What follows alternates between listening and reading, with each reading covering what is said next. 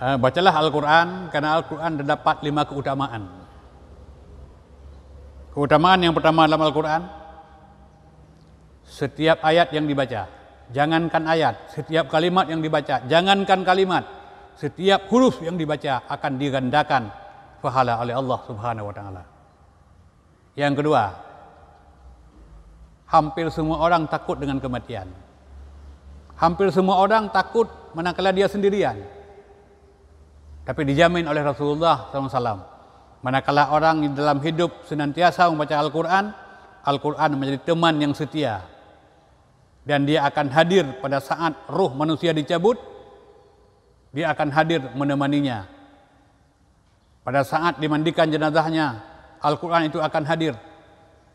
Pada saat jenazahnya diantar, pada saat jenazahnya dikuburkan, Al-Quran menjadi sahabat yang setia.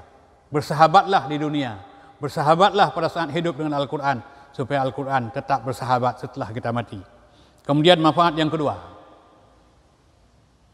manusia diciptakan dalam keadaan keluh kesah. Innal insana khuliqa halu'a. Manusia senantiasa keluh kesah. Itulah tabiat manusia. Makanya untuk menghilangkan keluh kesah, gantilah dengan Al-Quran. Obatilah keluh kesah itu dengan Al-Quran. Karena Allah memberikan sebuah jaminan. Orang yang senantiasa membaca Al-Quran, Al-Quran menjadi obat fisik baginya, dan Al-Quran juga menjadi obat melahirkan ketenangan jiwanya. Kemudian yang ketiga, bacalah Al-Quran. Al-Quran itu akan menjadikan rumah itu bercahaya. Bacalah Al-Quran. Al-Quran itu akan menjadi rumah yang senantiasa mendapat hidayah dan petunjuk daripada Allah Subhanahu wa taala. Hikmah yang kelima, keutamaan yang kelima, Al-Quran itu manakala kita baca, senantiasa kita dilindungi oleh Allah dari segala gangguan, ajakan setan.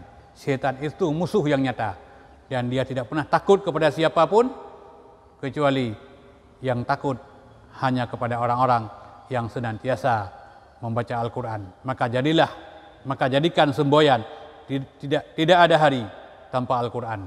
Jadi mudah-mudahan 5 keutamaan ini dapat kita raih dalam kehidupan. Demikian, semoga ada manfaat. Lebih kurang mohon maaf.